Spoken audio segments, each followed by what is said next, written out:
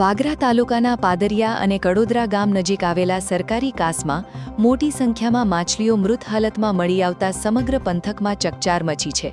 ઘટનાની જાણ થતાં વહીવટી તંત્ર હરકતમાં આવ્યું હતું.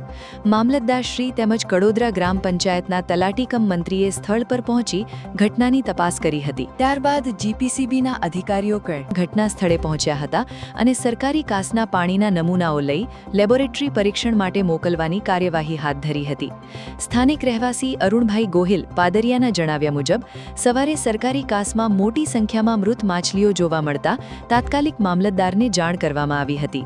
સ્થળ તપાસ દરમિયાન મૃત માછલીઓ મળી આવેલા વિસ્તાર નજીક સુપર ફોર્મ પૂર્વ UPL-12 કંપનીની ગટર લાઇન સરકારી કાસમાં મળતી હોવાની બાબત સ્થાનિકોએ અધિકારીઓના ધ્યાન પર મૂકી હતી.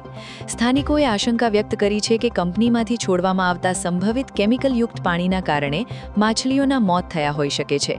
જો કે માછલીઓના મૃત્યુનું ચોક્કસ કારણ વૈજ્ઞાનિક તપાસ અને લેબોરેટરી રિપોર્ટ બાદ જ સ્પષ્ટ થશે. સ્થાનિકોના જણાવ્યા મુજબ અગાઉ પણ આવી જ ઘટના બની હતી અને તે સમયે જીપીસીબી દ્વારા કંપનીને નોટિસ આપવામાં આવી હતી. સ્થાનિકોનો વધુમાં દાવો છે કે અગાઉની તપાસ દરમિયાન કંપનીના ગટર વિસ્તારમાંથી પણ મૃત માછલીઓ મળી આવી હતી અને તેના ફોટોગ્રાફ્સ તેમની પાસે ઉપલબ્ધ છે. સ્થાનિકોના જણાવ્યા અનુસાર ઘટનાની જાણ કંપનીના અધિકારી મીનાક રાજ સાહેબને પણ કરવામાં આવી હતી. જો કે તેમને સંતોષકારક જવાબ ન મળ્યો હોવાનો સ્થાનિકોનો આક્ષેપ છે. માછલીઓના મોતનું સાચું કારણ જાણવા સ્થાનિકોએ સરકાર સમક્ષ મૃત માછલીઓનું PM પેથોલોજીકલ પરીક્ષણ, માછલીઓના ટિશ્યુ અને વિસેરાના નમૂનાઓનું પરીક્ષણ, જીપીસીબી દ્વારા લેવામાં આવેલા પાણીના નમૂનાઓના લેબોરેટરી રિપોર્ટ જાહેર કરવા, વૈજ્ઞાનિક તપાસના આધારે જવાબદારી નક્કી કરવા. સ્થાનિકોએ વધુમાં જણાવ્યું છે કે જો વૈજ્ઞાનિક તપાસમાં કોઈ ઔદ્યોગિક એકમના પ્રદૂષિત પાણી અને માછલીઓના મૃત્યુ વચ્ચે સંબંધ સાબિત થાય તો સંબંધિત કંપની તથા જવાબદાર અધિકારીઓ સામે કાયદેસરની કાર્યવાહી કરવામાં આવે. અમારો કાંસ છે તેની અંદર મૃત માછલી જોવા મળી તો અમને એમ લાગ્યું કે આ કોઈ કેમિકલયુક્ત પાણી મળ્યું છે, તેના લીધે મૃત્યુ પામી છે. તો અમે મામલતદારશ્રીને જાણ કરી ને મામલતદારશ્રી જ્યારે અહીંયા આવ્યા તો અમે તપાસ કરી ને તપાસ કરતાં જ્યારે અમે આગળ આવ્યા તો એ જે સુપરફોર્મ કંપની છે ને તેના ગેટની સામે ત્યાં એ કાચ પૂરો થાય છે. તો અહીંયાથી જ અમને એવી શંકા છે કે તે ડ્રેનેજમાંથી પાણી આવે છે કેમિકલયુક્ત, એના લીધે આપણે જે મચ્છી છે તે મૃત પામેલ છે.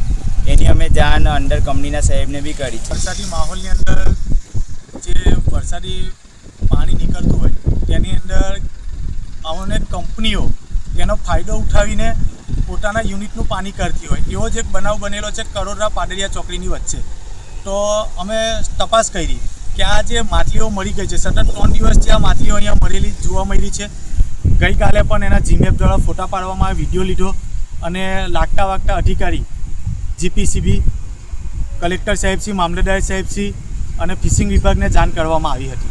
ત્યારબાદ આજે મામલતદાર સાહેબશ્રી રૂબરૂ વાગરા અને સર્કલ ઓફિસર વાગરા તલાટીકમ મંત્રી શ્રી કડોદરાએ સ્થળ વિઝિટ કરી કે પાદરિયા ગામના કાંસમાંથી મતલબ કે જે તળાવ છે ત્યાં પાણી જાય છે ત્યાંથી તપાસ કરતાં આવ્યા તો માછલીઓ સુપરફોર્મ UPL કંપનીના ગેટની સામે જે ડ્રેનેજ છે, જે વરસાદી પાણીનો એમનો નિકાલ કરે છે એની સુધી આ માછલીઓ મળેલી જોવા મળી. તેની આગળના ભાગે ના જોવા મળી.